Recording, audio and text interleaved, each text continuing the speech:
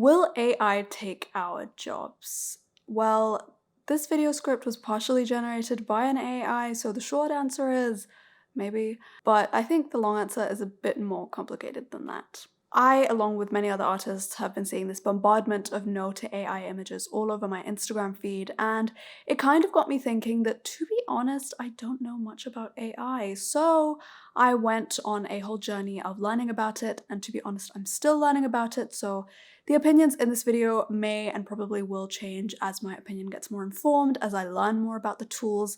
However, I thought it would be interesting to make a video about this to discuss kind of both sides and the conclusion I've come to, along with what I think David Hockney has in common with AI art. The first thing I've noticed on my personal journey to understanding this tool is that it's not necessarily the tool itself that's wrong, but rather the forces behind the tool. Corporations will likely exploit or abuse artists and their artwork, as they are currently already doing, and artists like Zapata and Stan Prokopenko talk about this on their channels when they talk about AI art and its ethics. Having said that, there is a very recent video that has just been released by this dude.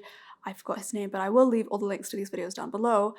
And he talks about kind of the opposite side of the no to AI art movement and why it is a bit misinformed, and it is actually a very interesting video, namely because the one thing that he said that stood out to me is that we don't exactly read the terms and conditions on social media, and part of that condition may actually be that these platforms can sell our artwork and we just don't realize it because we never bothered to read that clause. If you want to know actually what AI art is, you can check out other videos. I'm not going to be talking about that in this video, but rather I'm going to be talking about why we should be using AI to our benefit, because this tool is not going anywhere. Learning about this new technology actually reminded me of the great British artist David Hockney.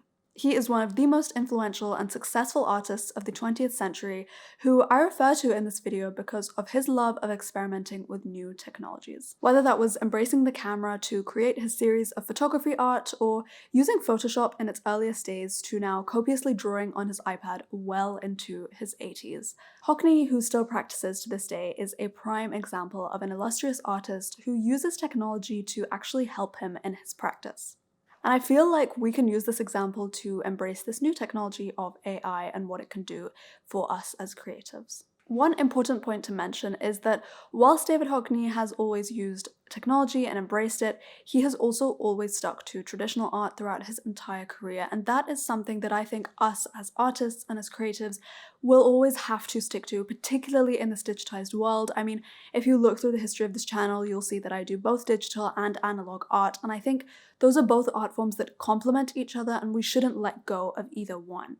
As long as you have an analog art practice, you are always going to have your own unique style that no one will be able to take away from you. And this is something that will also inform your use of digital art tools, whether that is things like Photoshop or whether that's things like AI, of course.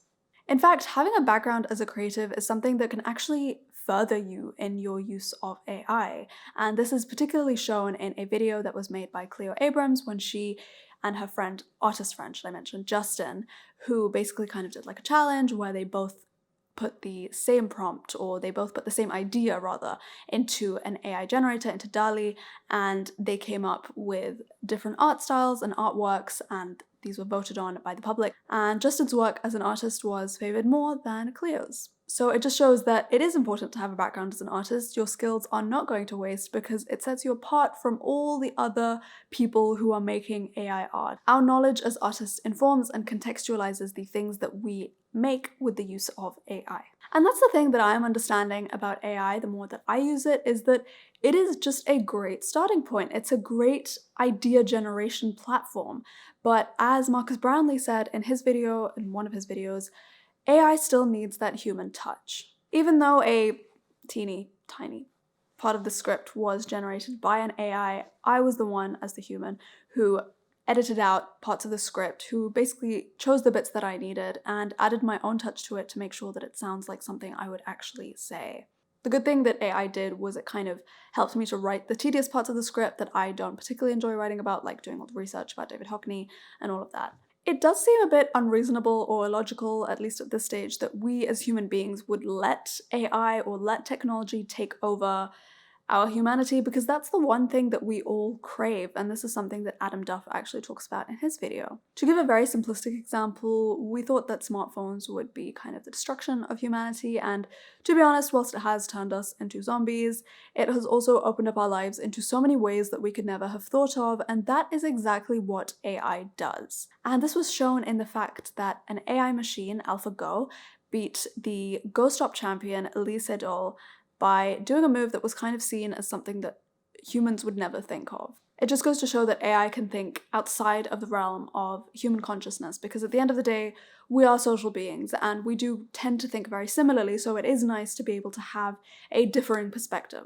I'm still delving into this world myself. I still need to do a lot more research, a lot more playing. I'm currently trying out Midjourney, DALL-E, and ChatGPT. I will leave links below to all of the softwares and all of the videos that I've talked about, and I am happy to admit that my opinion may and will change as information arises, as I learn more about this, but I just think it is a bit futile to give a blanket ban onto something that is clearly not going anywhere. Rather, we should keep ourselves informed and see how we can protect ourselves as creatives.